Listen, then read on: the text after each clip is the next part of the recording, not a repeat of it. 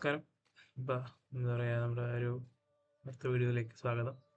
ഞാൻ അങ്ങനെ ഫേസ് അങ്ങനെ റിവീൽ ചെയ്യാറില്ല, എന്നാലും കുഴപ്പമില്ല. അപ്പോൾ നമ്മുടെ ഹിന്ദു വീഡിയോയിൽ നമ്മുടെ ഈ ഒരു വെബ്സൈറ്റ്, നിങ്ങൾക്ക് കാണുന്ന ഈ വെബ്സൈറ്റ് എങ്ങനെ ഉണ്ടാക്കി, ഞാൻ എങ്ങനെ ഇവിടേക്ക് എത്തി, നേരത്തെ ഞാൻ എന്താ ഉപയോഗിച്ചിരുന്നത്, നിങ്ങൾ കുറച്ച് കാര്യങ്ങൾ പരിചയപ്പെടുത്തുന്നുണ്ടായിരുന്നു. അപ്പോൾ നമുക്ക് അതൊന്ന് നോക്കാം. അപ്പോൾ ഞാനിവിടെ കമ്പനിയിൽ ജോയിൻ ചെയ്യുന്നതിന് മുന്നേ എന്നിലുണ്ടായിരുന്ന ഒരു പോർട്ട്ഫോളിയോ ആണ് ഇവിടെ കാണുന്നത്. ഒരു PDF ആണ് നമുക്ക് ഇവിടെ നോക്കി കാണാം. PDF ആണിത്. PDF ഞാൻ ഉണ്ടാക്കിയത് ഒട്ടിലൊടുക്ക് PDF റെവിറ്റിൽ മോഡൽ ചെയ്ത ഒരു വീടിൻ്റെ സെക്ഷൻ പ്ലാൻ അങ്ങ് എടുത്ത് ചരിച്ചുള്ള ഒരു ഐസോമെട്രിക് വ്യൂ എടുത്തു. ഫസ്റ്റ് പേജിൽ വെച്ചു. പിന്നെ എൻ്റെ ഫേസ് ഞാൻ എന്നെ പറ്റി എഴുതി. ദെൻ ഞാൻ ആ സമയത്തൊരു ട്രെയിനിങ് പ്രോഗ്രാമിലായിരുന്നു, ഒരു സോഫ്റ്റ്വെയർ ട്രെയിനിങ് ഒക്കെ പറയാം. അപ്പോൾ അതിൻ്റെ പ്രൊജക്റ്റിൽ ചെയ്തൊരു വീടാണിത്.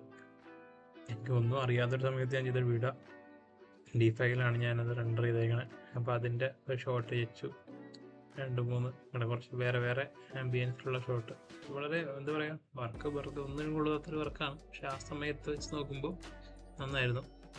പിന്നെ D5-ൽ ഞാനിപ്പോൾ ഈ അടുത്ത് ഒരു സീരീസ് ഇറക്കിയ പോലെ പിൻട്രസ്റ്റിൽ കയറാം, പോർട്ട്ഫോളിയോയിൽ നോക്കുക, അതായത് പോർട്ട്ഫോളിയോയ്ക്ക് വേണ്ടി ഫോട്ടോസ് എടുക്കുക, എന്നിട്ട് നേരെ ഇതേപോലുള്ള ഫോട്ടോസ്, അതായത് നമ്മൾ ഷോർട്സ് മോഡൽ ചെയ്ത് റെൻഡർ ചെയ്തിരുന്നത്. പക്ഷേ റെവിറ്റിൽ മോഡൽ ചെയ്ത് D5 റെൻഡർ ചെയ്തതാണ്. അതുപോലെ തന്നെ ഇതേ ഒരു ബെഡ്റൂം ഉണ്ട്, ബെഡ്റൂമിൻ്റെ വേറെ വ്യൂസ്, ഡൈനിങ് ഏരിയ, ഇതൊക്കെ ഈ ആ സെയിം പ്രൊജക്റ്റ് ഉണ്ടല്ലോ, അത് നമ്മൾ ഏറ്റവും ആദ്യം കാണിച്ചിരുന്ന ഈ ഒരു വീടിനകത്ത് വരുന്ന സാധനങ്ങളാണ്. ഒറ്റ വീടാണ് എൻ്റെ പോർട്ട്ഫോളിയോ. ഓക്കെ, ഇത്ര കിച്ചൺ ചെയ്തു. ഇതൊക്കെ ഒന്നും ഈ കാണുന്ന കബോർഡൊക്കെ റെവിറ്റിൽ ഓൾറെഡി അവൈലബിൾ ആണ്, കൊണ്ട് പെറുക്കി എടുത്ത് വെച്ചതാണ്.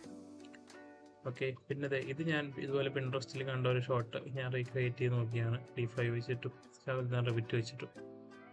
അപ്പം അങ്ങനെ ആ ഒരു സാധനം. പിന്നെ എന്താ പറയുക, ഈ ഒരു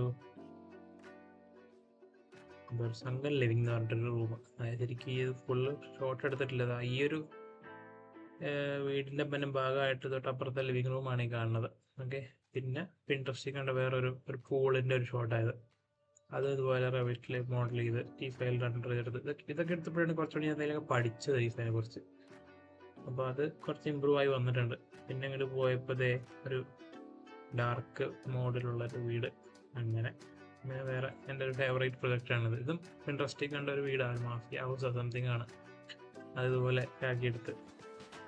അതുപോലെ തന്നെ യൂട്യൂബ് ചാനൽ ഞാൻ തുടങ്ങിയപ്പോൾ ഏറ്റവും ആദ്യം ചെയ്ത മോഡലാണ് ഈ കാണുന്ന ഈ ഒരു TV യൂണിറ്റിൻ്റെ. അതുപോലെ തന്നെ സ്റ്റഡി ടേബിൾ ഏരിയ അങ്ങനെ ഉണ്ടാക്കി.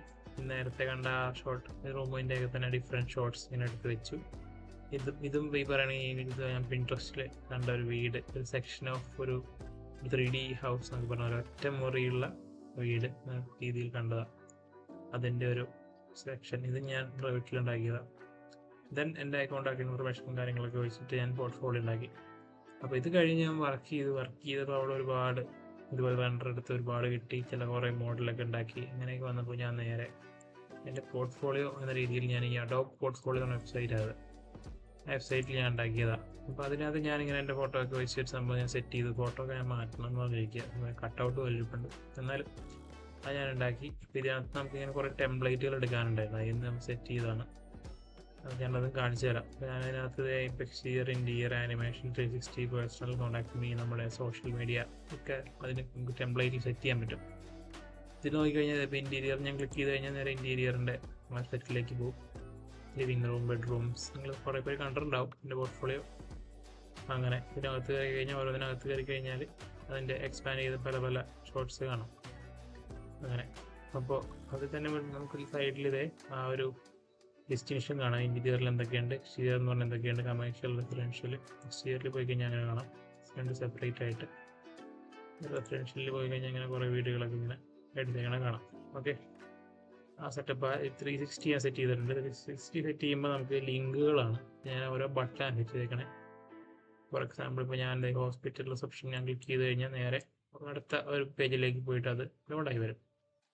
അല്ലേ, നമ്മൾ ചെയ്തിരുന്ന മെഡിക്കൽ കോളേജിൻ്റെ ഒരു 360 ആണ്. നമുക്ക് ഇങ്ങനെ മൂവ് ചെയ്തൊക്കെ പോവാം, എവിടെക്കാണെങ്കിലും പോവാം.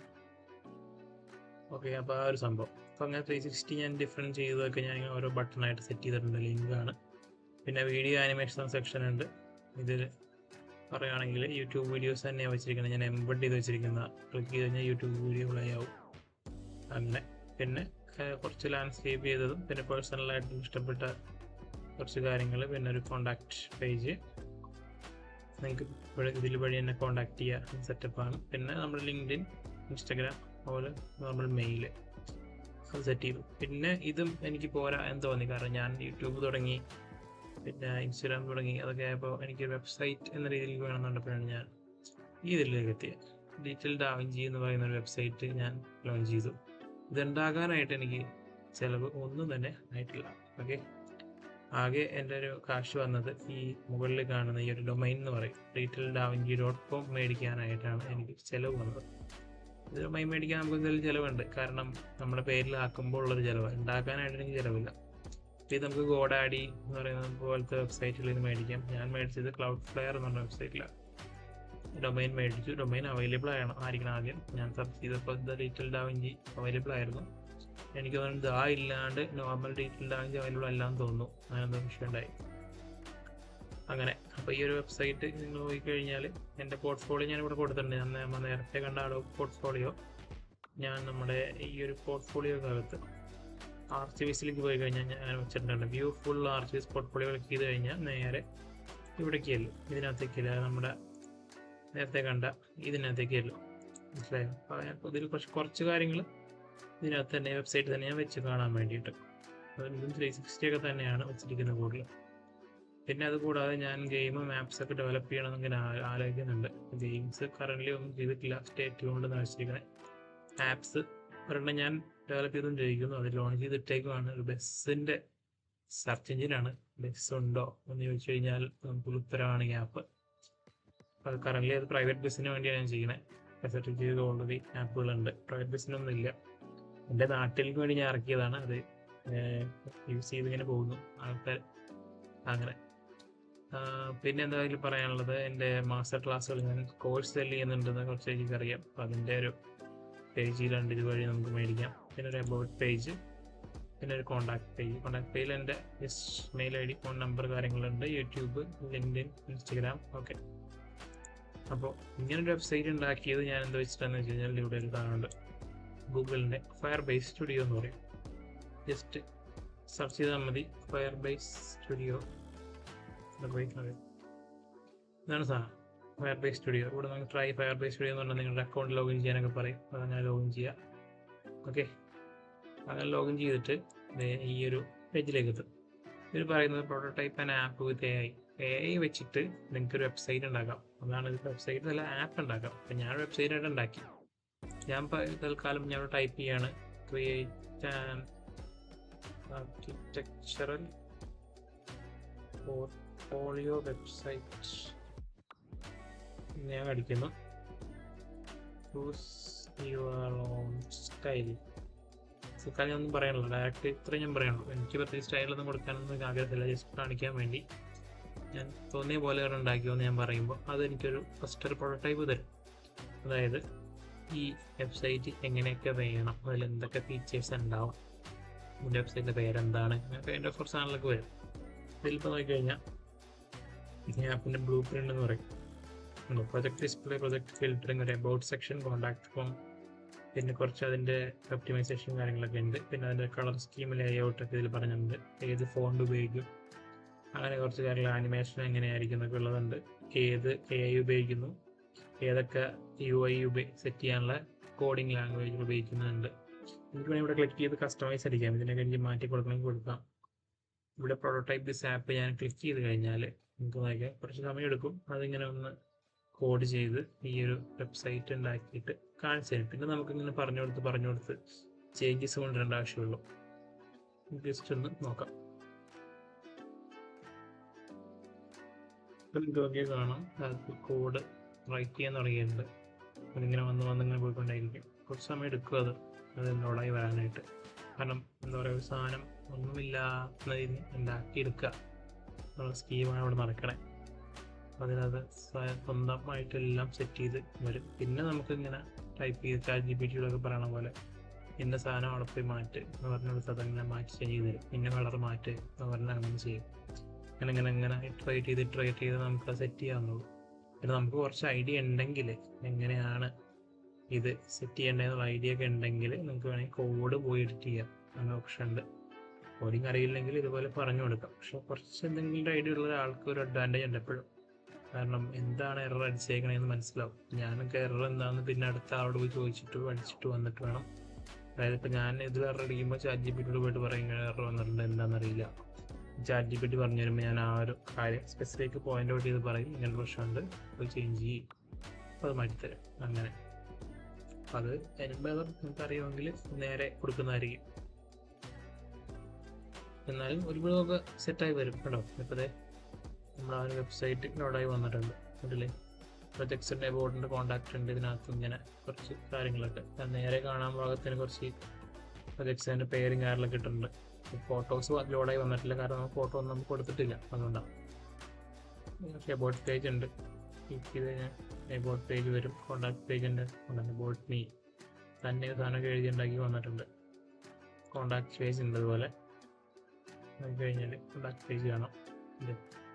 ഇതൊക്കെ നമുക്ക് ചേഞ്ച് ചെയ്യാവുന്നുള്ളൂ. പ്രൊജക്ട്സ് ഉണ്ട്. വൺ ഇഷ്യൂ എന്തോ എറർ എന്തോ കാണിക്കുന്നുണ്ട്, നമുക്ക് പിന്നെ നോക്കാം.